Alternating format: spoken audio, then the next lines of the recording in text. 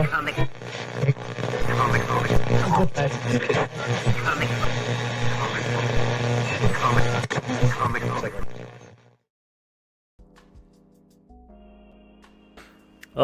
hey, hello everybody. How's it going?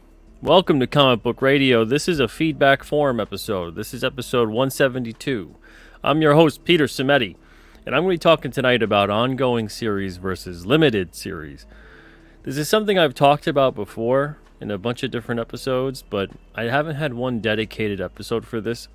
People have been asking for me to do something like this. I'd say about maybe 5 people. You know, I go like, hey, people have been asking. You're like, wow, hundreds of people? 5 people. That's about all it takes for me to come up with an episode going, yeah, I should talk about that. So about 5 of you have wanted a dedicated episode about this topic. And so tonight, here it is. Before we get started with that, 1 second.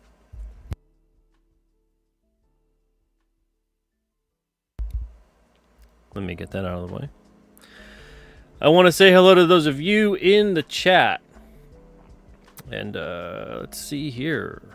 Oh, it deleted one from earlier in the day. Grape Nuka-Cola, I remember him. He had said something about to the effect that he wouldn't be here tonight, but he enjoys ongoing series. So, Spicer McLeroy, what's up, Spicer? Hope you're doing well. Let's see. Spicer says, what's going on, Warriors?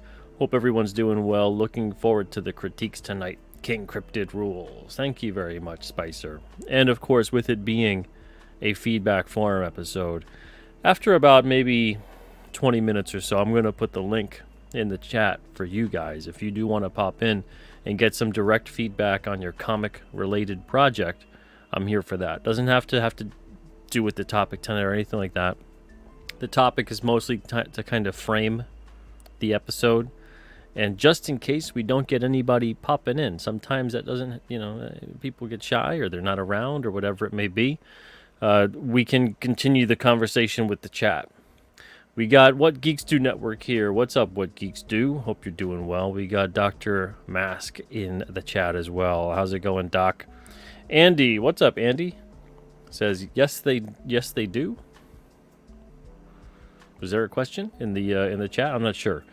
It's really rare to have a pro offer direct feedback. Very good. Also curious about series, etc. Well, thank you, Andy. Appreciate you being here tonight. We got Golden Tree TV in the chat as well. What's up, Golden Tree? Randy Scribner's in the house. How's it going, Randy? Hope you're having a great night. We got Wayne here, too. How's it going, Wayne? Hope you're doing well. Cole King is here. What's up, Cole? Thanks for hanging out with us tonight. Gen X says, can't stay, but minis give you a full beginning and ending and can always make multiple minis. Ongoing need and demand commitment. I'll get into that tonight. Yes and no to both of those. Yes and no to both. Adam Warlock says, somebody has been eating too many Slim Jims. He got the Macho Man emoji in there. Yeah, memberships are back, guys. Memberships are back. I put up that little video about it yesterday. Just a quick little edit of a video. I was like, I could swear I did say that I would reapply and I would get monetized. The full story of that, so they told me February 26th. On November 28th, we got demonetized. I don't know why specifically. Something about not following their guidelines. And that's fine. I would like to know specifically what the guidelines were, if there was a video, if there was something. But there was never any specifics offered up. So then February 26th of 2024, November 28th, 2023 is when it happened. February 26th, 2024 was when I could reapply. So I did. And I think it said something like, oh, you'll get a notice within 30 days. And then I think within 6 hours, got reapproved. Same thing happened last year. Same thing happened November 22. Applied again in February 2023 and got remonetized. I don't know. But here we are. Memberships are back, and thank you guys for being here. Speaking of which, the early bird gets the worm. So I'm going to be giving out 5 memberships. The last 5 that I could give out for this month. Here we go. it's random. So I don't know. I don't pick anybody specifically. So I have gifted 5 memberships, and 5 of you guys have received them for the month. So yeah, Frederick, Joe, the Beampad, Andy Gogo, and Jaded One. Enjoy your stay at the Comic Book Lounge. And if you like it enough, memberships are 99 cents for a month. So there you go. All right, let's continue saying hello. We have Ferris Comics. How's it going, Ferris? Hope you're doing well. Brian Suddenly Old is here too. What's up, Brian? And we also have Chris Six Strings. What's up? Hope you're doing good. All right, so let's get to tonight's topic. Now, again, like I said, it's a feedback forum show, so I will have the link probably around 10:25 or so. It'll take about 20 minutes to mostly explain the topic. If we don't get any people popping in, I'll fully explain the rest of it. So let's start with ongoing series. Ongoing series. Now, that, generally speaking, is not a series that feels like it is racing to an end point. That is kind of the definitive difference between a limited and an ongoing. The limited should hopefully have a set ending. Got a beginning, got an ending. The ongoing's got a beginning and then a journey, and there's not really a race to the finish. Some people do have an end point in mind of how a series might end. No matter how many issues, even if it's 100 or something like that, they have an end point in mind of like, this is, what'll happen. But most people with an ongoing, when they're doing it, it's mostly about a big story continuing. Now, there's ways to do that. You can have this soap opera kind of thing where every story builds upon the previous. That's an interesting way to do it. It's worked for many people. But at the same time, if you never really have a good jumping on point again, like a refresher issue, or you're not keeping it fresh enough in mind where you should be still trying to tell the story so that somebody could jump in at any moment and get acclimated at the very least to the characters and the situation at hand, and it becomes too dependent upon the reader starting from the jumping on point of issue 1. That could get very intimidating for a new reader, depending on if you're not keeping certain things available with issues or you're doing trades or anything like that. It could be next to impossible to get new readers to come on board.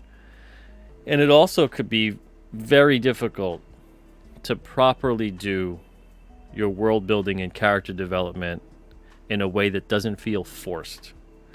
And the reason for that being is that you generally start off an ongoing series. It's going to be kind of like a soap opera by having central characters be the main focus, and you continue to build the world of side characters and other things around them. Now, again, could be done. There's a lot of great stories that are like that. There's a lot of titles that have worked out very well that way. My personal favorite is it's a bit of the character and plot-driven elements that you find within an ongoing series, but you turn it into an episodic. I've talked about this before. Now, what I mean by episodic is I mean that there are every single issue. We'll stick to comics with this. Every single issue is a complete story. They still connect. There's still an overarching plot. There's still continuity that matters. Events still matter. You can tell the story linearly, or you can kind of jump around. Make sure if you do jump around in the timeline that you are informing the reader. Not just that all of a sudden an issue feels like it's decades ago or a month ago or whatever it may be, and things don't add up. So I like the episodic kind of way of telling it, where you can have these stories that are complete. I like the fact that you could world build, character build in the way that you need to. It feels organic. It feels more like a day in the life of your characters. Now, you're always going to have these stories that hopefully you're centering them around characters that you care about and that you want the readers to care about.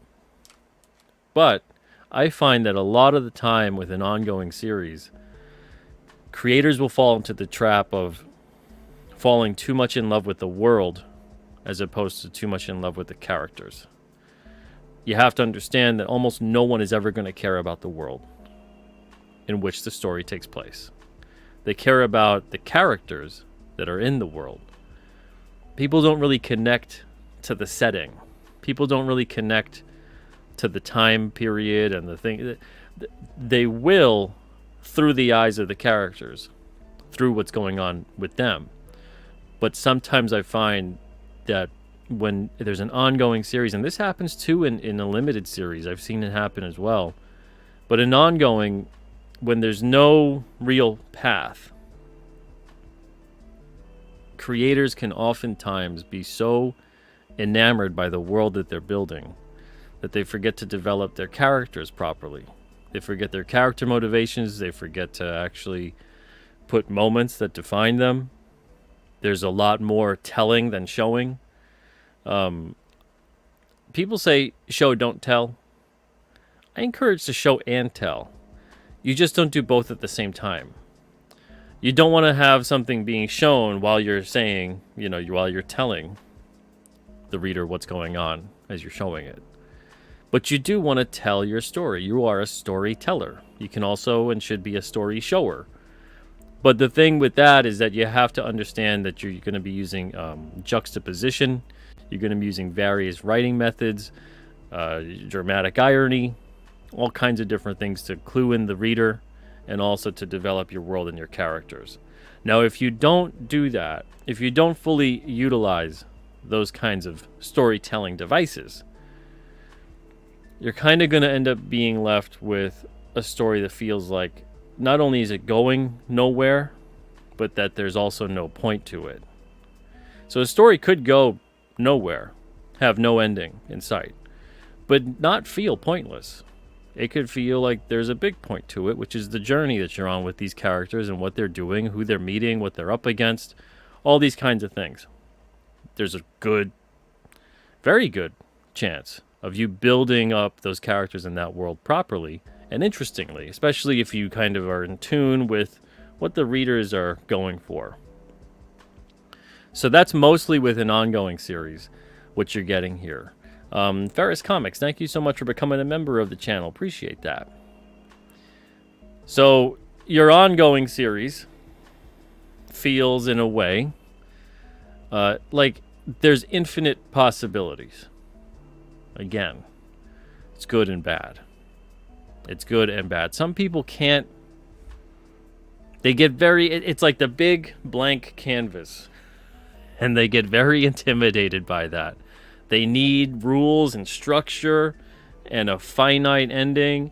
And some creators, they look at the big blank canvas of an ongoing series, and they go, I don't know where to begin. They're both excited and intimidated. I love the idea of that, but unfortunately, this is where we get into the logistical breakdown, because I'm going to break it down creatively and logistically. Creatively, I just kind of gave you the gist of what an ongoing series is like. But logistically, it could be very difficult, especially in the modern comic industry. If you're within the distribution system, it's really difficult to make sure an ongoing series stays correctly within production, and also that you can keep sales up. Again, mostly because of the fact that the ongoing at this point has kind of a reputation for being more along the lines of a soap opera. And so retailers look at that for the most part, and they think, and it doesn't matter if your story isn't like that, that's the rep. It's the same way that all ages apparently at this point, and it's unfortunate. If you say all ages on a book, most retailers especially, and even customers at this point too, will assume all ages means it's directed to kids. It is just for kids and not for everyone. It generally means that it's toned down on the violence. So it's like action over violence, horror, suspense, mystery over gore, no strong language, but I digress. So the concept of the ongoing, logistically through retail and distribution, is an arduous path. it is very difficult once you get to a certain point, even a low number, issue 5, issue 6. You're lucky if you get to issue 10. You might be staring at those numbers going, wow, we're not making any money doing this. And I even mean at the bigger publishers too. That's why we keep seeing this kind of thing going back to issue 1. At Alterna, personally speaking, there were some titles that I wish, because they weren't necessarily a mini-series or a limited series, I wish we could have just had them as an ongoing. But because of the system at play, you have to number it a certain way. And one series in particular was Mr. Crypt. Mr. Crypt, every single issue was essentially a complete story. It didn't have one big story broken up into essentially chapters with a finite ending, which is basically how you could summarize a limited series. Didn't really have that. But if we were to do an ongoing of an all ages book, it would not have been a pretty sight. We wouldn't have been able to get, essentially, we got 9 issues out of the Mr. Crypt series because we had Mr. Crypt 1, 2, and 3, Mr. Crypt and Baron Rat 1, 2, and 3, and Mr. Crypt and Friends 1, 2, and 3. And then we also had Baron Rat, who's Mr. Crypt's best friend. And this is, again, it's an all-ages series, and that was a 3-issue mini-series as well. So in total, we got 12 issues out there on an all-ages series. If that was numbered 1 to 12, I'm not so sure we would have made it past issue 4. So there's all kinds of different tricks you have to use when you're in that mindset. Now, if you're not in the traditional distribution retail avenue, it's a little bit easier, which is odd to say, but it is. So I find that customers actually prefer the sequential numbering. I know it's ironic, because at retail it's difficult to say that they do, but it's not the customer making the call there, really. It's the retailer. So the retailer is going to hedge their bets. They see, issue 6 or 7 or whatever it is, and that's more intimidating than seeing number 1. And again, it's unfortunate. But if you're not in that traditional distribution system, you go crowdfunding, you sell direct, you go to conventions, however you do it, you're just not in traditional retail, it could be easier to do an ongoing series, especially if you're telling it in this episodic, complete story per issue kind of way. So that's the biggest difference there in terms of the things that highlight the ongoing series. Now, I could also dive into it a little bit further. I'll do that later, though. I could dive into it further and say, yeah, well, it's also going to be revolving around creative teams and the budget involved and everything else. Now, again, I'll talk about that later, but yeah, that's true. You will run up against more hurdles on an ongoing series than you would on a limited series, for the most part. Now, a limited series, again, like I said, the biggest thing that's different, it ends. There's supposed to be an ending point.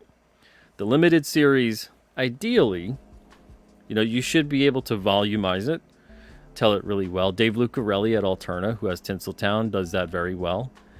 He has a big story and chops it up. So he usually tells a 5-issue story, and then it's, 1 through 5 is the complete thing. And then the next volume builds upon the previous, and again, same thing, big story, chops it up. Now, some creators don't take that approach. I found that some creators, when they do a limited series, they really would rather do an ongoing series, but they don't feel confident enough, or they don't feel like the reader will be there for it. So they just put out a small number of issues. But there isn't really a big story that they're chopping up. It's more just about they're letting the logistics drive the creative, which I get. I get that. But at that point in time, you have to then tool how you're going to create. You have to change your approach. Like I said, when we went through with traditional distribution, I gritted my teeth about it. There were several titles that I'd rather we would have just done ongoing, and we had to make it unlimited. But now if you're going out about it on your own, and that's not what you're doing, you're not trying to circumvent any kind of system at play or anything like that. You're just going out there to tell your story, especially if you're going through a crowdfunder or you're selling direct in any other level. You really want to make sure that creatively with your limited series, whatever that is, it's usually 4 to 6 issues. It's very rare to call like a limited series 12, 15, or 20. At that point in time, you kind of got like a maxi series sort of thing going on. But once you get into that limited series mindset, think about it that you're taking like a film and you're chopping it up into chapters, into acts. That's more like the limited series approach. If you were to take that same approach with an ongoing series, it's going to make a really messy way to tell a story. But I've seen people do that. It's messy. People have done it. I don't advise doing that, but it's happened. So with a limited series, generally it's more plot driven. Generally, you're telling a smaller story. Even though the scale may seem large, you're still telling a smaller story. You're still going to not have this expansive world. You're not spending too much time with the characters. So you got to make sure that you get in there, you do what you got to do, and then you get out. There's no time to waste. Everything, especially on the page, you only have so much room on a page. You only have so many pages in a book. And then you only have so much money to make that book. So your budget is going to thank you for not going crazy with the page count. Again, some creators, they do. You need to revise, you need to edit, you need to break things down to what is the most important. Some people, and I mean, this goes for a lot of people, I think. Some people really enjoy the concept of a story ending. Sure. Why not? Most stories do end. In comics, it's been kind of accepted as the norm with the serialized storytelling that a lot of these things don't end. A lot of characters live what seems like for forever, frozen in a certain point within their lives. That's relatively unique to comics. There's only maybe a couple other things I could think of outside of comics that exist, but they're generally treated like a franchise. And franchises are built around characters. Franchises aren't generally built around plot. They're built around individual characters. If you're into a franchise, you're generally into it because of the character. You may like the plots, and the plots are important, but the biggest reason that you're there is you're there to see what the character is doing within that plot, within that situation. So the limited series, people like the ending, and that's a good thing, obviously. It's a good thing to have that structure if you're a creator that maybe needs that and you're intimidated by the open-ended kind of thing with the ongoing. But this is where I personally have had frustrations with that. Now you would think, wow, that's great. An ending in sight, it's very small structure, that should be perfect. Creators should be able to kind of nail it and get what they got to get done, and then either expand upon that with another limited series with the same characters or go do another story. But I've had experiences with people, and this is where it has deterred me from getting into the limited and mini series, both as a reader and as a publisher. As a fan, I've gotten into limited series that just seem like, so when's that issue 3 coming out? It says it's like a 6-issue, limited series, and then it never comes out. Whether it's canceled by the creators, canceled by the publisher, whatever it may be. I've dealt with that same situation as a publisher as well. Now, what happens with that makes it especially frustrating for everybody involved, and I'm sure the creators are frustrated too when it happens, but the readers and especially are left in the lurch. Like I said, ideally, you break up that big story and put it into chunks, into sections, into issues. And so if it gets canceled at like issue 3 of like issue 6 or whatever it may be of a series like that, you're left in the middle. It's like walking out on, like, let's say you enjoy the movie. It's like walking out in the middle of a movie you enjoy, and then you never figure out what's happening ever again. You know, or you walk back later on, and this happens sometimes too. The creators then will pick up the pieces maybe later on or whatever it may be. But now you need either a refresher, or the creator at that point, once they pick up the pieces and moves forward, decides, you know, we have to do this differently because I look back at those other issues and now we should tell the story like this. Or the people they were working with, maybe they aren't there anymore. Now, if you're a creator that's doing everything, it's a little bit easier on you in that aspect. Although I have seen, again, some creators that are doing everything, they come back to it eventually and then they're not happy with how the story was going. There's all kinds of different things at play that can happen. That's how the cancellation aspect of that works. But it's very frustrating when it's a limited series because you're left essentially without knowing the rest of the story. If an ongoing series gets canceled that's being told properly, you're at least getting complete stories per issue. So it doesn't feel like you're left without as much satisfaction when something gets canceled. You miss it, obviously, because if you liked it, you like those characters, you like the story, you like what's being built. Sure, yeah. If it gets canceled or by whoever, if it gets canceled, it's gone. So of course you're going to miss it. But at that point in time, at the very least, you can still go back. You're getting complete stories. You're getting all these kinds of different things. Either way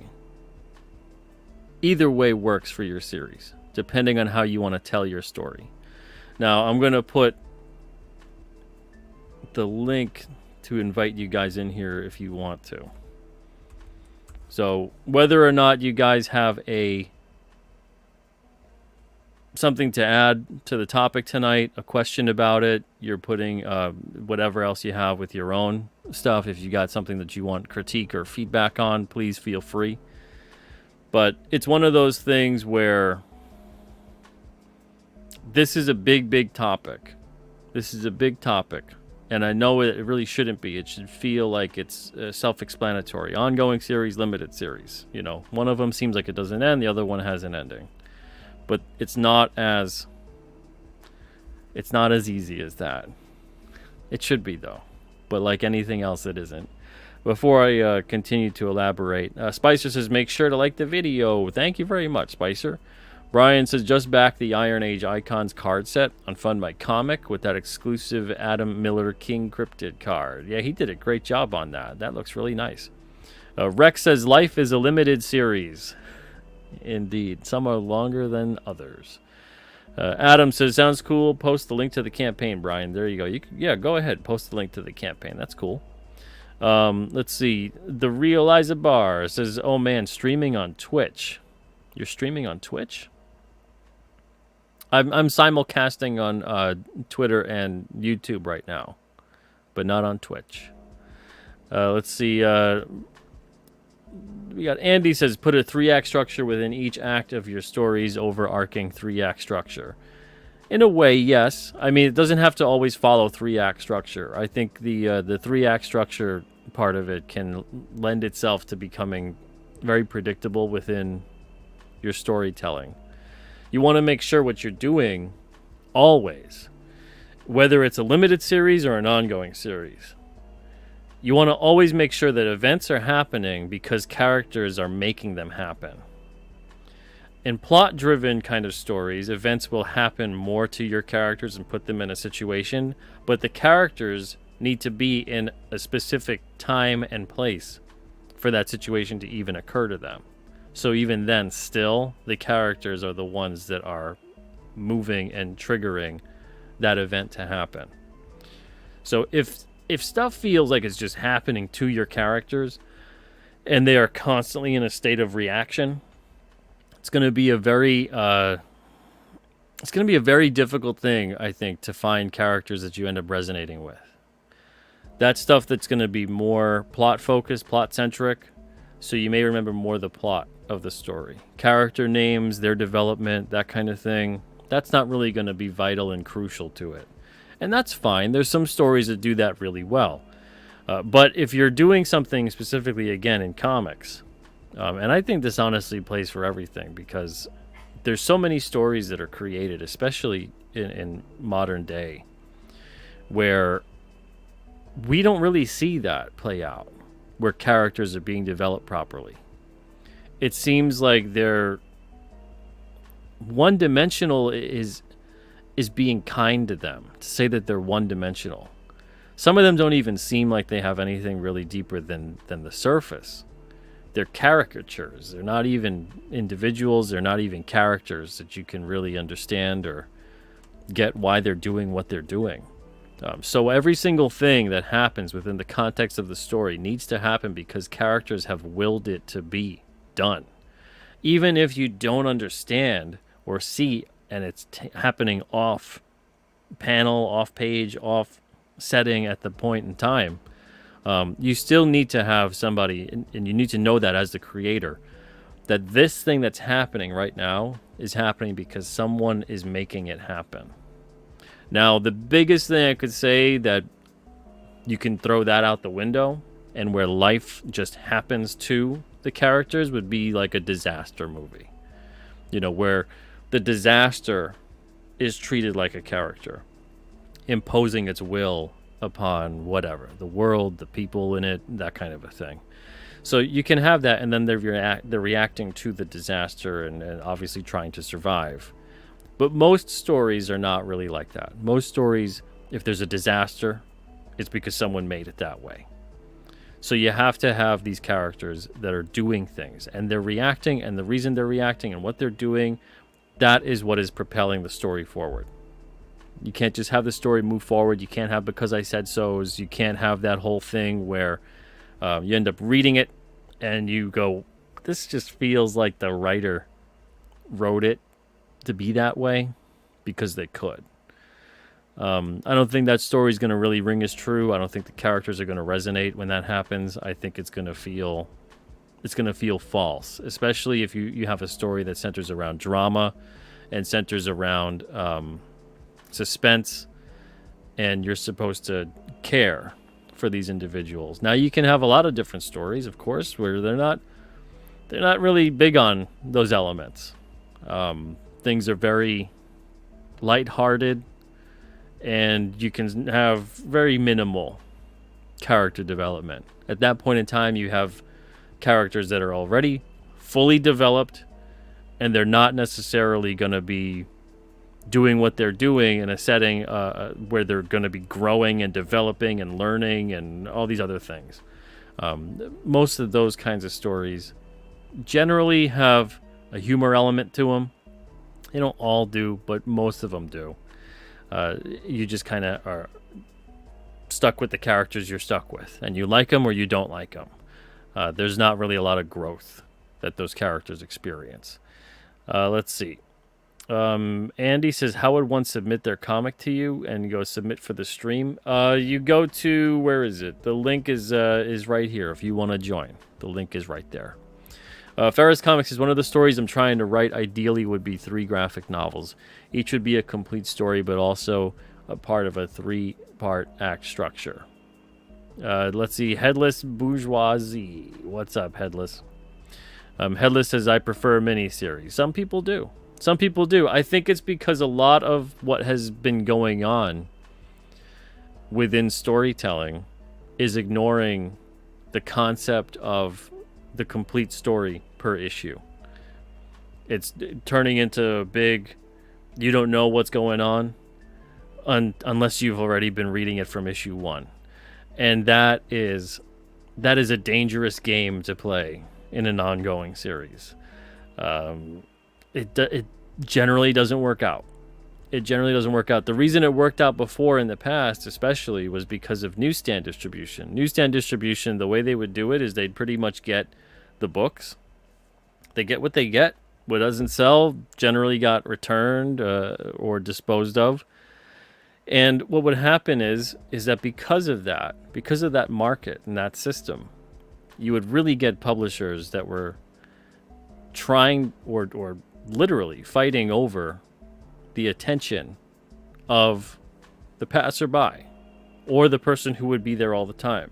So you'd have all these different kinds of stories being presented that were always about catching your attention. So a new character, something exciting happening. It made it that you couldn't just say, basically, what happened in the previous one is continuing now in this one. It was always about the immediacy and urgency of the present story. So you had to make sure at any moment in time, a new person picks up that issue and can get acclimated and jump right on board. But when that market shifted away and it went more into a contained market, which is the direct market of comic shops, that kind of storytelling style started to fade out, and it became more based on what previously occurred. And then you had pages, sometimes full pages, dedicated to catching you up on previous events. Instead of before, what would have happened was just maybe a page in the comic of just catching you up through the captions or the thoughts or a conversation that was occurring between characters. So that element also means that people that want to just jump on board are going to have a harder time doing it. And because of that being lost, we're talking about easily 25 years of that kind of thing being lost in terms of the approach to storytelling. Because of that happening, a lot of people don't even realize that you could create a story that's an ongoing and still have completed stories per issue with new characters introduced and how to familiarize readers with the current plot, the characters that are there, and do it in a very quick way. Everything has become decompressed. There's a lot of things out there that don't need the decompression. They should be compressed. They should be condensed. There's far too many comics I have found over the years that don't do a good job of making sure that you're getting a complete story within the issue that you're currently reading. It's one thing to have a cliffhanger. Those are great. Setting you up for what's to come, or wrap up a plot, have the cliffhanger that springboards up into the next issue. That's perfect. But there's another thing to feel like a story is kind of ending mid-sentence, and then you pick up again in the middle of a sentence on the next issue, and so on and so forth. I find that that's not really a satisfying way to tell a story, nor is it a satisfying way to read a story. Comics for Life says, I personally like when books would do story arcs like Marvel 2-in-1 because it made it easier to jump into the story. Yeah. And that's the thing, you could do a limited mini story arc within the framing of an ongoing. And I see you guys backstage. I'll let you on in 1 second. What Geeks Do Network says, what do you think of episodic stories with different characters in each story but all existing on the same planet? The only underlying continuity is the location. I mean, you could do that. There's in essence, you could say that the big two are basically doing something like that. So there'd be more to it than that in terms of tying things together. But I would really wonder how that would occur.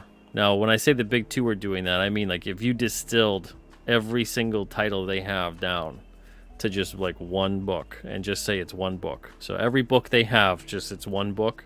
And that's in essence what you should be able to do when you have a big universe like that. Then you could basically just say, yeah, they just share a world.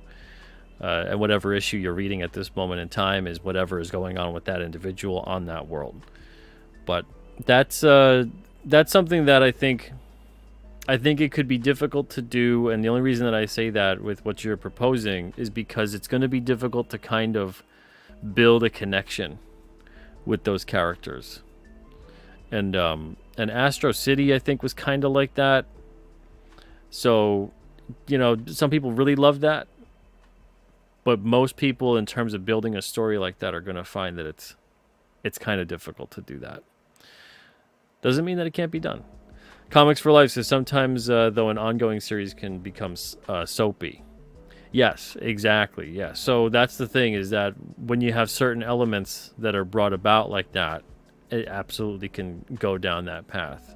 And again, sometimes it's great, sometimes it works, sometimes it doesn't. And the same thing goes for both ongoing and limited. Neither is perfect. Neither is the right way to go about it. It depends on what kind of story are you trying to tell and how are you trying to tell it. That's what depends. All right, so I'm going to bring on, let's see here, we got Madison. How's it going, Madison? Good. How's it going, Pete? Good, good. How are you? I'm doing good. I was just listening. Well, first, I do have some feedback that I want to get on some things, but Okay, like, I one was, second. I have to make sure because I can't really hear you. can you Can hear you me? check your audio settings? Your audio sounds a bit muffled. So just check your audio settings real quick. Let's make sure we got that right. Check your mic specifically.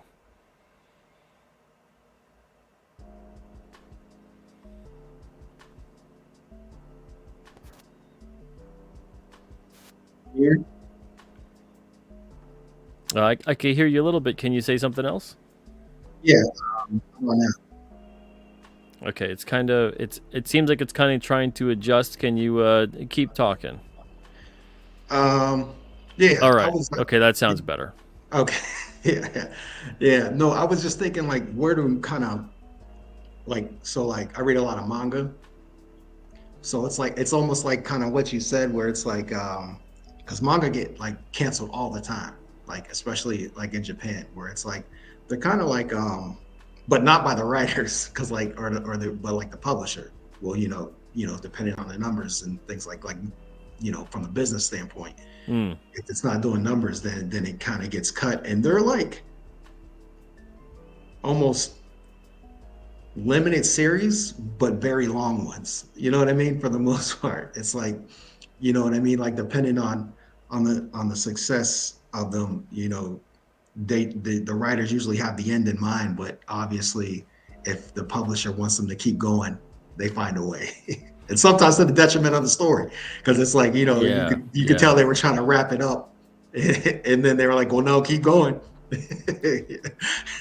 Now, when they get canceled, are they giving them the opportunity to finish the series, or does it just end there No, and that's it? it's done. That's Okay. it. If they want to finish it, they can finish it on their own. It's kind of like that. Like if they find another publisher, which or like another avenue, but most of them, they're so hard up for work, they're not, you know, they're just gonna go try to find a new series that sticks. Um, in that sense, and then I wanted to just get some feedback on some Sure. color work, Okay. and just kind of get your thoughts on some color work. I guess my what I'm looking at is some feedback on the lighting and the tone of the color work. If I Okay. could Can share you that with. share your screen? Yeah, one moment. All right. Let's go.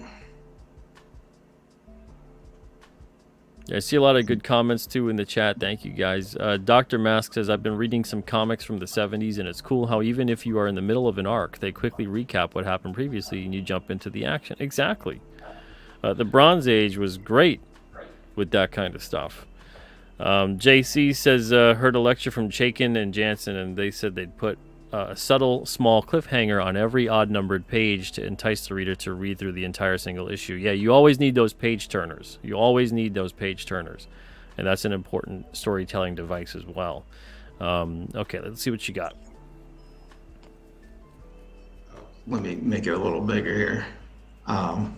So just to kind of show the how the original inks work, and then into actually that's the wrong page. So then here's the colors. So like, and the reason why I'm looking for feedback too, especially, is because like most of my books are done black and white. So I've only got a couple color books that I've worked on before. Okay, so what are you asking for specifically in terms of the coloring? Just in regards to, so like this is like kind of like a bar scene, um, and it's everything's lit candlelight. So it's like dark, but I'm kind of wondering if I should just brighten it up just for the reader, even though it might not fit the tone, because it's not like it wouldn't be as bright as it was if it was, electric lights. Yeah, It's yeah. I fine. think So I think you should brighten it up. I'm not really a fan of and some people are, but I'm just gonna say from my perspective, I'm not really a fan of things like the accurate lighting that doesn't play up to the aspect of the storytelling. So right, sometimes it does. Sometimes it does, and it works great. And sometimes it doesn't. So like what you were talking about there, in terms of the clarity of storytelling and seeing what's around, definitely it wouldn't be like the same lighting as a day shot in full sun. But if you go about realistically thinking what that would look like, and even in movies they'll do the same thing. Although nowadays everything seems like it's so dark all the time. everybody's trying to be gritty now. Yeah, yeah. It's You like can whatever. hardly see what the hell the damn things ever look like. It's frustrating. Right. So yeah, I would suggest definitely lighting it up a bit. Okay. Yeah. Yeah. Cool. Yeah. Oh, thank you. Yeah. I was like looking at it. I was like, it's accurate, but I'm like, probably should brighten it up. Just Yeah, could you go back to the other page for a second? which The here pre the or pre the previous one. this this one or Yeah, this this one? one here. Okay. Yeah. Let me make it bigger for you. All right. Ben, is that what you're talking about? You said on the first panel it looks like that center building should be the focus. The bar make that building more dramatic. Yeah, I think and that's a good point too. Same thing with the realistic coloring that occurs. Sometimes you lose how you're supposed to frame the important elements of a scene. So the other aspects of that surrounding area that are not the centralized focus should be kind of colored a bit differently, a little more. I guess you could say maybe lower either the saturation or kind of mute the colors a bit in terms of Right. what the palette Like is like, so that it really focuses in on what that is. But that's the thing, is that I'm seeing a lot of this kind of literalism across the board with comic book storytelling lately. So literal color usage, everything is supposed to be like to spec in terms of what the time of day, inside, outside. Like there's a candle right. there, it's a cave, the proper exact colors. Where meanwhile, if you look back at the way comics were for the longest time, everything was about making sure that the focal point was popping off of the background. So you'd have sometimes like the background being all like light blue, you know, and then meanwhile the central focal point was colored properly and boldly. So in this, I mean, it looks very nice, but in terms of like the storytelling, you want to make sure that with the coloring that it's always doing its best to frame what you have. So yeah, exactly, Ben. You got to put that contrast in there, and the same thing goes with the lettering and things like that too. You want to always make sure that contrast is up. All right. So what's the next question you have? Is there another page? Oh yeah. I mean, there was just a number of pages, but they're all kind of the same tone. So I think I'm always trying to walk that line, like, you know, Yeah, because you could really see it when you go back to the inks. Because what's getting lost, I think, with a lot of the colors, and they're definitely a competent colorist, but they're forgetting the value scale. I'm losing a lot of the value in terms of the depth of field, because you see the depth of field completely when you here, just see the inks. But right. when you go to color on this one. Yeah, it's kind of getting washed a little bit, right? Wait, that's the wrong one. Go to the what is it There we here? go. Yeah, Yeah, like yeah, especially that bottom panel. It's like, what happened? What happened to it? right. Yeah. Yeah, let me go back. Because even as busy as that is, that first page with the detail, you can really make out a lot of what's occurring. But then when the colors kick in, because there's such a focus on bringing the literal color scheme to life, you lose a tremendous amount of that detail. And it's always a shame because, I could tell the colorist is putting in a lot of work, but at the same time, they're kind of working harder and not smarter.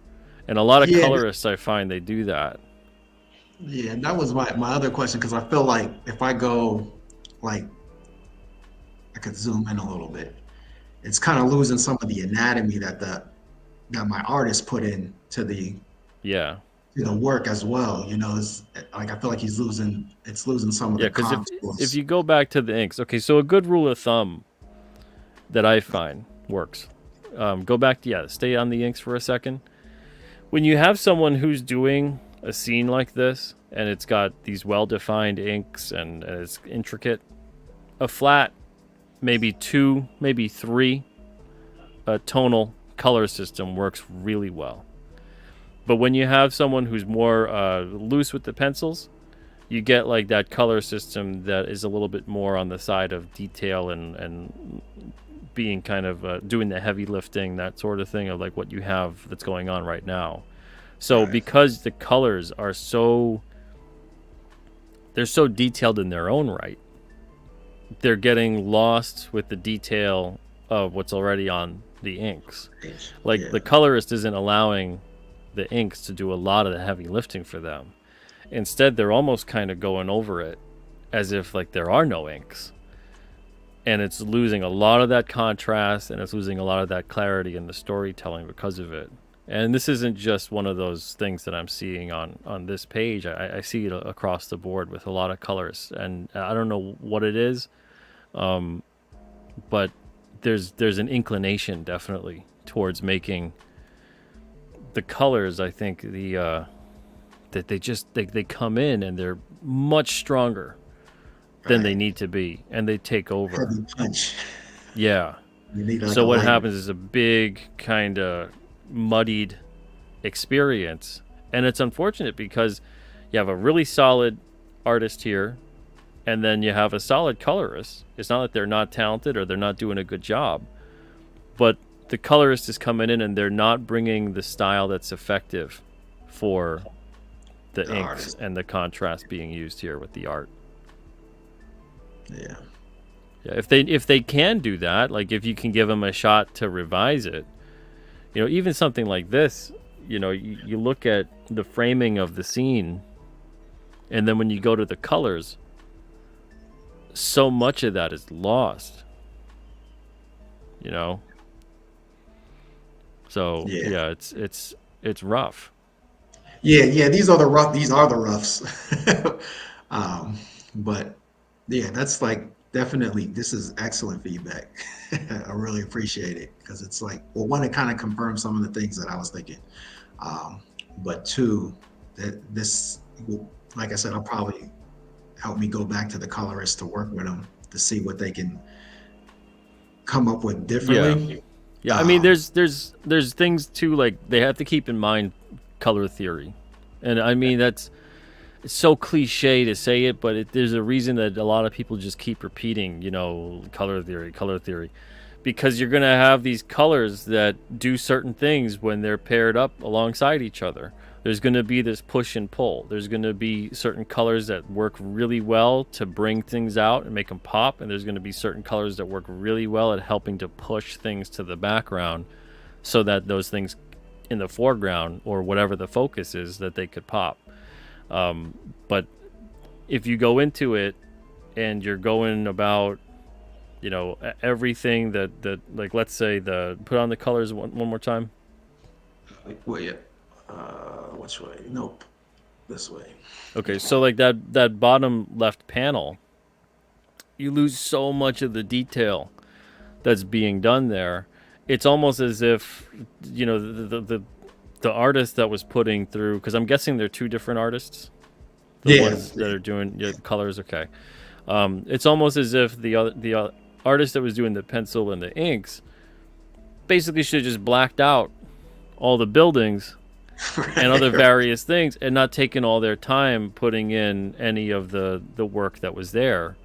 But Right. if the colorist came in and just kind of put in the foreground different colors that were not as not as overly detailed, and then in the background especially put colors that, because that's the thing, they have a lot of the stuff that's going on in the background is darker colors. And when you have darker colors, you could even look out in the real world. If you look in the distance, nothing gets darker in the distance unless you're looking inside of like your closet at home. Nothing in the distance is darker. Everything lightens up. So everything in the background there on that bottom left panel would actually be brighter in the background, and in the foreground it would be darker. It would be more focused and clearer because of the fact that it wouldn't be as fading away in the distance.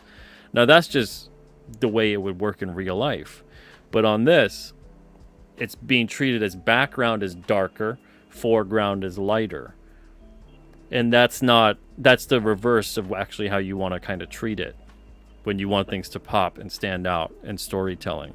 So that kind of a thing I would really recommend for that artist, the colorist, to go back in there and work on lightening up the backgrounds. And the same thing goes with all of this stuff. If the backgrounds were all brighter, you could even leave most of the elements in the foreground alone. You just need to work on brightening up what's in the background. Right. Yeah. But yeah, so hopefully this helps. Hopefully you're able to Oh have yeah. this conversation with them, and that they can, you know, give it the old college try. Yeah. And Yeah. I think I got to send them some reference for some other artists. because you could even be like, look, the problem is you're too good. Yeah. You're too good, and you're working That's too hard. right. No, that's that's how I should word it. Definitely. Yeah, because Um, they're doing a great job. It's just they're working too hard at trying to really bring like a painterly element to the colors, right. and you don't need to work that hard when you've got defined inks with the black and white aspect of it. You got to let the inking do some of that lifting for you, and let Yeah. that direct to where you're going to be putting in the darker elements when it comes to coloring. Yeah. Yeah. Yeah, because that's like, I mean, that's basically what I said to my colorist. I was like, I like it, but there's definitely going to be some revisions because it's like it's good, but it's like it's not. Yeah. And then also the artist was, also, Because you're losing taking it's consideration. incredible how He's much killing my inks. the, He's the like, the colors are losing the line right. left and right.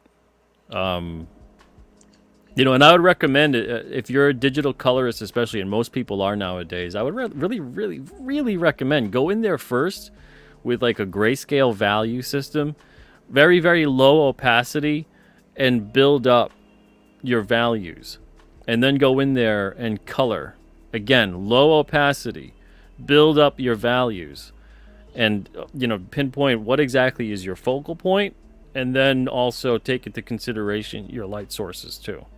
But other than that, you're gonna hit a point where you got to realize, okay, go in there heavier on the color, make sure that it's darker for the foreground, lighter for the background, and you don't want to lose the line. That is the most important aspect of the colorist. Do not lose that line. Especially like, wow, you're getting some beautiful ink work here, Yes. and it's totally getting steamrolled. Right.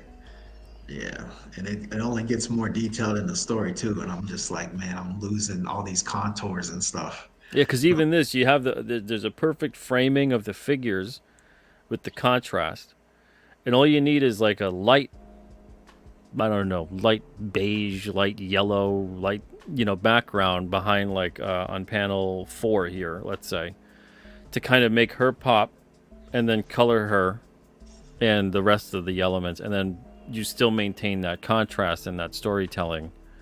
And the same thing You know, I find also, depending on, I don't know how the story flows here, but a lot of colorists will ignore using color to really accentuate the mood or to Right. drive, a focal point with color. So it doesn't always have to be spot on accurate of like, well, that wall wouldn't really be that color. It's like, it doesn't matter. Yeah. Doesn't this, Yeah. the whole point of it is to create the mood and the feeling of the story and frame the elements of what's going on. Yeah.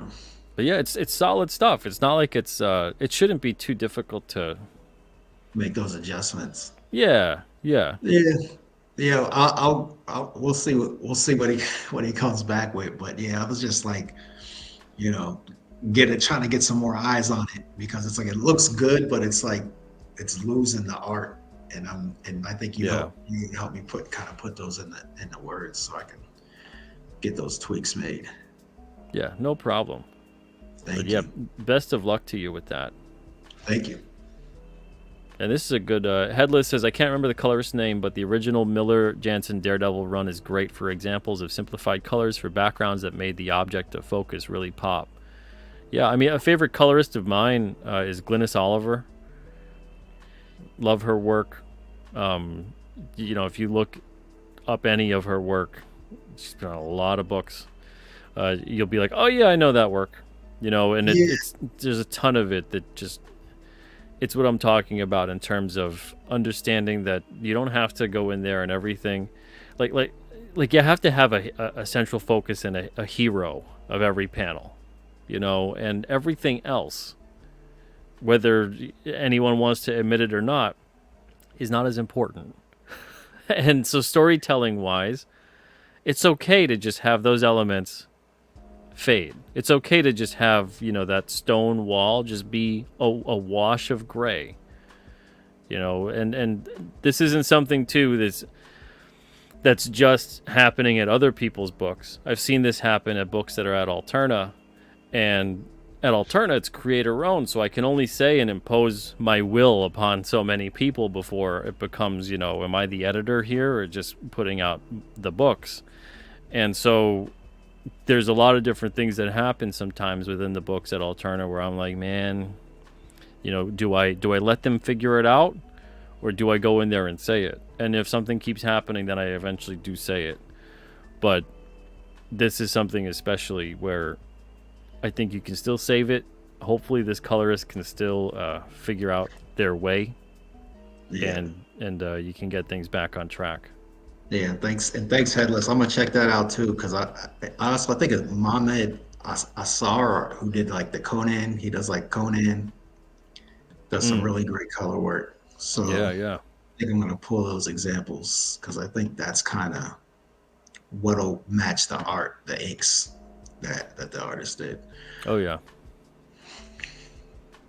But yeah, man. All right. Well, thank you so much for stopping by with this, and hopefully things get resolved and revised for you. All right, I'll carry on watching the show. All right, I'm man. out of the green room. All right. Thanks a lot, buddy. Have a great night. Right, bye. All right. Up next, I've got Andy. What's up, Andy? Yeah. Can you hear me, Pete? Yep, I can hear you. All right, very cool. Yeah, I like the insight so far. This is like comic book school. Glad to hear it. What's your question tonight, if you've got one?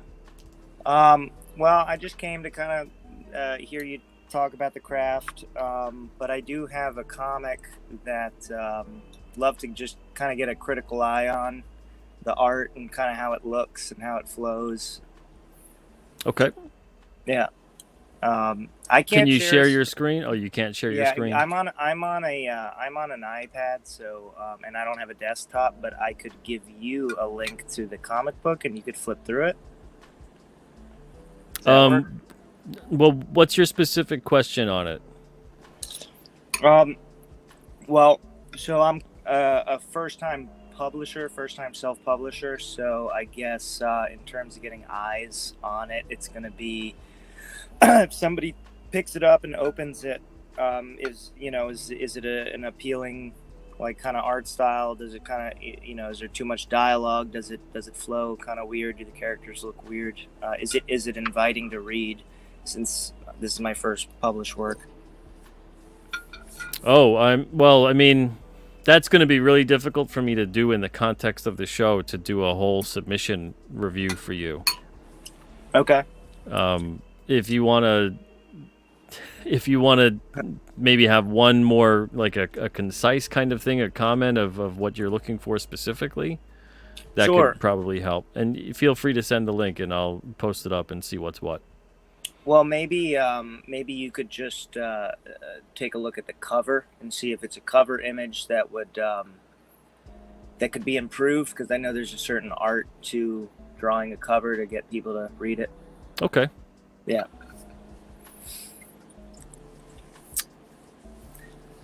How would you want me to send you that image? Oh, you could put the link in the private chat. Great. There's a private chat at the side. Sure. I'll just send the link for, it's got all the pages, but the first page is just a cover, and you can just look at that. Okay. So let me.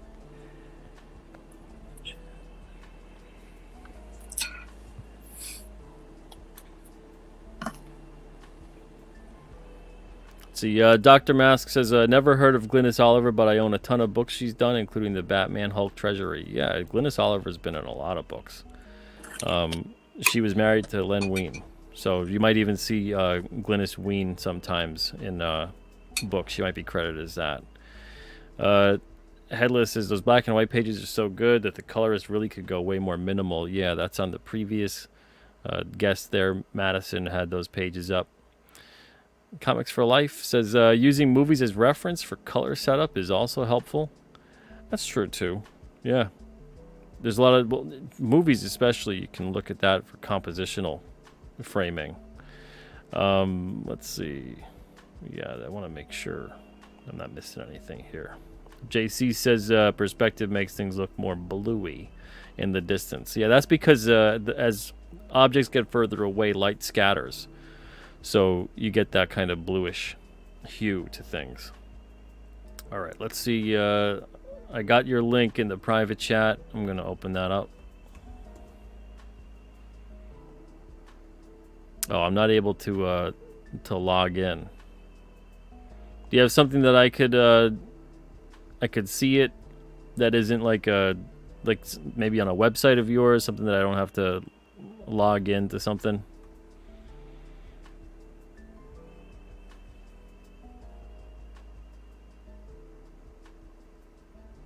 You're muted, Andy. Sorry.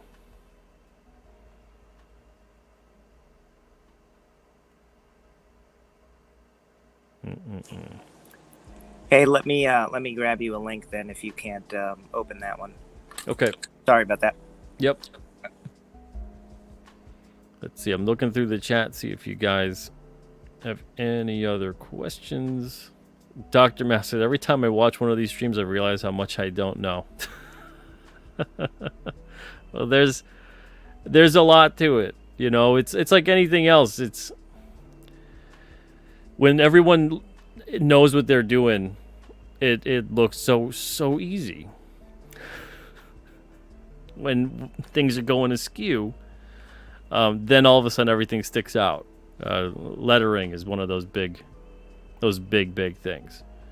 The unsung hero of a good letterer is usually not known whatsoever, because you look at it and go, oh, these are great. Okay, so I'll just take a look at that.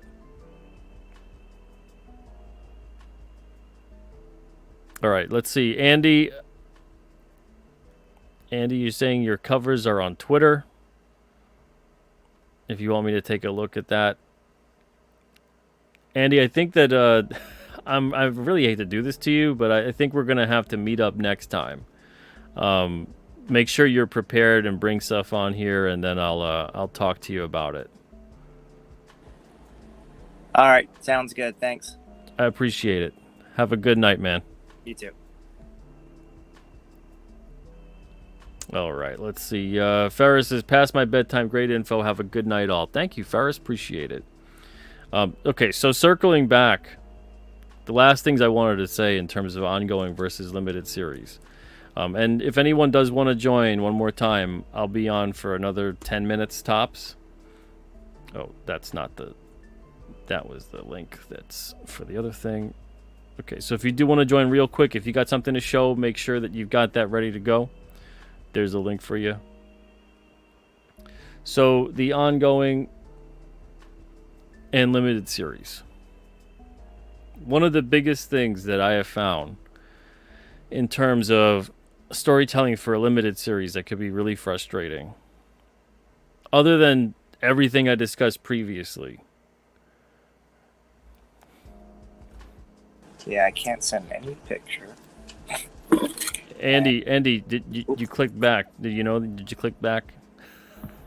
Oops. That I did.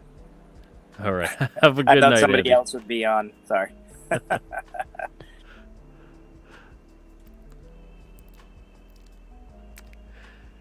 So as far as the limited series goes, one of the things that I have found to be very, very frustrating with limited series, and this has only happened maybe twice at Alterna, is a creative team switch up. Creative team switch up. Now, in some cases, the series is 4 issues or 5 issues. But like issue 2 or issue 3, all of a sudden it's a different artist. Or sometimes different writer. So it'll really obviously be a bit jarring to the reader and to the rest of the creatives involved on that book when you have a switch up occur. Now, I get that sometimes that has to happen, but it shouldn't happen. It shouldn't happen. And some people go, well, how do you avoid that from happening? Well, the thing is, everyone ideally would believe that if you've got a 4-issue limited series, let's say it's 4 issues, that all 4 issues would essentially be agreed to, that everyone would be sticking to it, getting it done, finishing out, and that would be that. It's just 4 issues. So when that doesn't happen, it derails almost the entire trajectory of the story. I've seen that happen. Yes, exactly, JC. It drives people nutty. If you're going to have a story arc, if you're going to have a limited series, stick to the same creative team. Within an ongoing series, people do like to see that too, but there's ways around it. So like in King Cryptid, I'm having every issue, for the most part, each issue is being drawn by someone else, but I've got a rotating kind of bullpen of artists on board.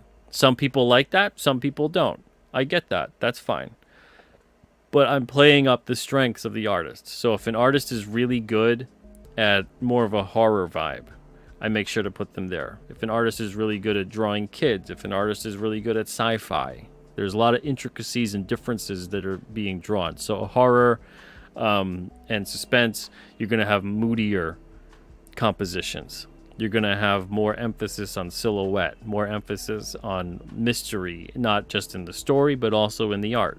If you're going to have more of a sci-fi techie kind of a thing, you're going to need an artist that's comfortable with doing a lot of intricate detail.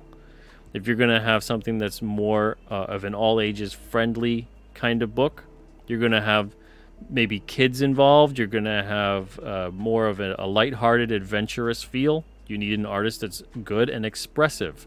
You need an artist that's good with expressions and expressiveness of movement. So there's all kinds of different things. There's, if an artist is good at cities, or are they good at forests and landscape? Are they good at drawing people? Or are they good at drawing creatures? Whichever one is what, you want to make sure you're playing your artist up to their strengths. And that goes regardless of it's an ongoing series or a limited series. Like we were just looking at Madison's art. The colorist is great. The black and white, the line work, the pencils, the inks, those are great. But are they a good team and a good combination together? Perhaps not. Maybe the colorist can get in tune with what is going on with the ink work. Maybe they can't. But it's all about pairing the right people together. And when it works out, it is great. And when it doesn't, it is not so great. So that's a big thing to keep in mind. And when you are the campaign project manager, comic creator that's in charge, however you're labeling yourself, you really want to make sure you're not playing people out of position. You want to make sure everybody's being played to their strengths. Let's see. Chris Six Strings, what's up? Hey, Pete, how are you? Good. How are you? Good, thank you. So I have a quick question. I'm working on like a neo noir story. So far the artist has made it in black and white, and I originally intended to have it colored, but I think it's looking great as black and white. The contrasts are really working well. My question is, there's a flashback in a scene, and I was thinking of having the flashback in color. What do you think of that? You could still, yeah, you could do that. Have the flashback in color. It doesn't have to go like the traditional black and white or sepia or whatever else. As long as you're specifying and letting people know that it's that it's a flashback. That's always the most important part. Don't just like all of a sudden, because then people are going to be like, wait, what is going on here with the story? And I've seen that happen. It doesn't happen often, but I've seen it happen where I've had to tell people that you have to specify and make sure that people are aware that this is a flashback scene and not something that's concurrently happening or a thought that you're visually putting out there. Okay, got it. By chance, have you seen that before in a comic? Like a flashback scene in color? Yes. Oh yeah, absolutely. Okay. They usually go for at least like a more muted tone on the flashback, but I've still seen them done in color. I've only seen maybe a handful where it just was the same exact kind of coloring. I find that it really depends. It really depends on the story being told. I wouldn't necessarily leave it at the same coloring. I think that's a really good opportunity to create not necessarily a different palette, but mute the palette a bit, or put like a bluish hue to it or some other kind of hue, just to designate it as a separate from the inline continuity of events within the issue. Okay, cool. Great advice as always. Thank you. No problem. Is that it? Yeah, that's all I had. All right, man. All the best to you. Thank you. Likewise. Have a great night. You too. Good night. Let's see here. We got a couple questions. Justin says, "Oh, I didn't think I would like that about King Cryptid, but it really does work so well." Thank you, Justin. Appreciate that. Dr. Mass says, "I think you're doing it right, Pete. Self-contained stories and use multiple artists to get more issues out. Love it." Thank you. Yeah, and that's a big plus about it, is logistically it helps me to work more issues out there instead of having one artist make a big commitment and maybe even burn them out too in the process. Instead, I can have maybe 1 or 2 issues that they do per year, and even 2 is the max on that. And then this way I can still keep that line rotating and add more and more people as time goes on. Liza Barr says, "Seems like the hardest part of getting a book out are the interpersonal issues. So getting people to work together, work reliably, and not flip out over imagined issues." You're telling me. That's a very difficult part. And that's the part, too, that I was going to... I'll talk about this on a future episode, but you can't have a meritocracy. The more I thought about it, that's not how anything really works. Unfortunately. And I don't mean this. I don't mean that people should be getting hired based on like who you know, not what you know. That should still be, you don't need to be that good and you can still have the job. What I mean by this is that you can have someone, and this happens a lot across the board, every job, everything ever. You can have people who are the absolute best. They're great. But maybe their ego is a little too big and they're very difficult to work with. Maybe they're just not people who are comfortable being a part of a team. Maybe they're not comfortable with sometimes not being the center of attention. So unfortunately, those individuals can't always be put in the mix with others. So you don't always have that meritocracy, that merit-based kind of system of like, well, they're so great. Why would you not want them, for your book? Or why would you not want to hire them for this or put them for that or do this or that or the other thing? It's not always going to work out that way. Now, does that mean that you still don't try to get the best person for the job that could still work within the realm of what you need them to do and how they're going to be communicating with everyone and yourself, etc.?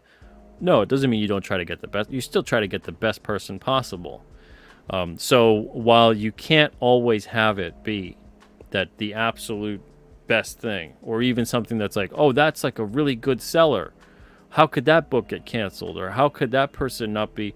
There are so many reasons for it, and it happens at every single company. It happens at every single interpersonal relationship. It happens within teams, sports teams. It happens all over the place. Films, especially. Goodness. If people, now there are people who are at the top of their game, and most of them are, that can put aside the ego, and they got to the top because they can work as a team. They can do what is needed. They're not whiners. They're not complainers. They're people who are problem solvers. They're people who go, oh, you just want me to do this aspect? I'm going to do that the best I possibly can. And that's how they become the best. And that's how they also get more and more work. And that's how they also build a reputation. And then you have that cream rises to the top. But talent and ability will only take you so far. If that is all you're working on, it is only going to take you so far. You got to work on attitude. You got to make sure that you've got the right attitude. And you got to make sure that you are a person of your word. So if you're going to commit to something and stick it out and you're going to get it done, you get it done. And maybe you move on after that. But what you've committed to, you commit to it. You get it done. And that's a really rare thing to find, unfortunately. But that's a really good point, Liza Barr. JC says group projects often go that way. Yeah, we all know. We've all been there. Right? We've all been in school with like the group project. And that person or persons who do not do their fair share of the work, but they sure get that grade, and sometimes we deal with that past school, and you deal with that in the work experience that you have on the job. And then in some cases, you get the heavy lifting being done by one individual, and then there's a co-creator credit or whatever it may be, or the thing is completely lopsided.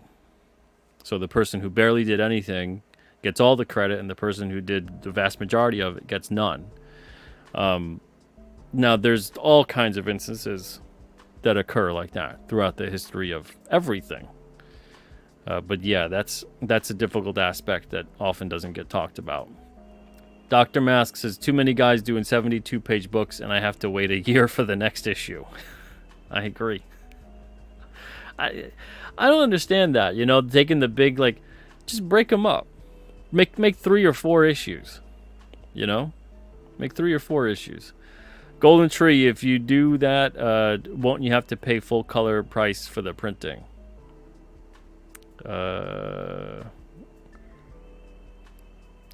Talking to the other.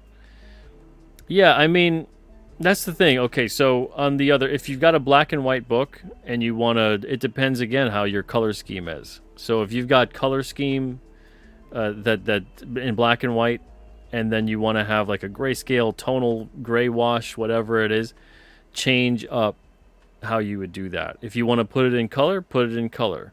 But yeah, if you do put any page whatsoever in printing, for the most part, if you put it in color, it's going to be charged in color. So keep that in mind. That's a good point there, Golden Tree. Spicer says the Crow did all the flashbacks in color. Rest of the movie was very desaturated. There you go. Andy R. Says got the link. Andy, I'm wrapping up in like 3 minutes, buddy. I'm sorry. Dr. Mask says it's like herding cats. Yeah, herding, Herd, not HURT. No one wants you to hurt cats. I especially do not. I love cats. But herding them, getting them together, is difficult. Comics for life. Marvel seemed to always have a 1-2 punch with Byrne and Perez, with each alternating books in the late 70s. Yeah, I agree. They did a good job with that, you know. Very good job with that. And that's an editorial thing. Strong editing really helps out with that too. Making sure that teams work together properly. Chris, what's up? Says exactly. I'm back in only 24 pagers lately. You know, and that's the thing. Obviously, back whoever you want to back. But do your due diligence. Do your due diligence as a backer. You know, and I don't need to provide a lecture about that. You guys make whatever decision you want to make. But me personally, I'm more comfortable with getting single issues out there. Once the single issues are done, see, this is what I don't get about like the push to the big book.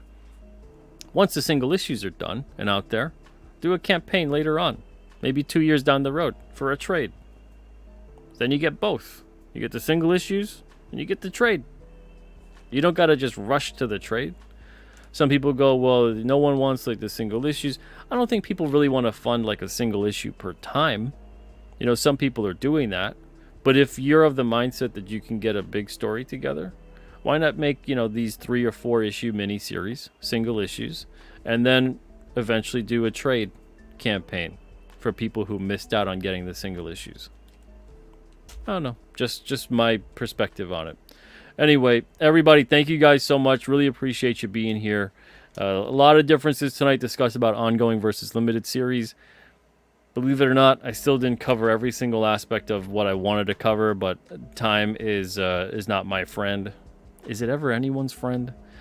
So time is up as far as this show goes. If you do want to know anything else regarding the topic tonight, ongoing versus limited, leave a comment in the when the show's done. Leave a comment in the comments. It sounded weird, but I mean, that's appropriate. So let me know in the comments if you want me to elaborate on anything further. Maybe I'll do a part 2 to this. I'll also answer, of course, your question in the comment section. But thank you guys. And yes, Timey Tim is our friend. But he keeps time at bay as much as he possibly can. All right, everybody. Thank you guys so much. Really appreciate it. I'll be back again. Maybe tomorrow. And the only reason I say maybe tomorrow is because I got a lot to do this weekend. I want to catch up on a lot of things. But maybe I'll be back tomorrow. We'll see. If I'm back tomorrow, I'll have another topic to talk about. Let's see. Wait. The ongoing limited series or the limited ongoing series? Oh, boy, oh, boy. All right, everyone, have a great night. If I don't see you tomorrow, if I don't see you Sunday, have a great weekend. And that's, yeah, exactly. Have a good weekend, everyone. It's the weekend. It's a Friday. Everybody take it easy. I'll see you soon. All the best to you. Thanks.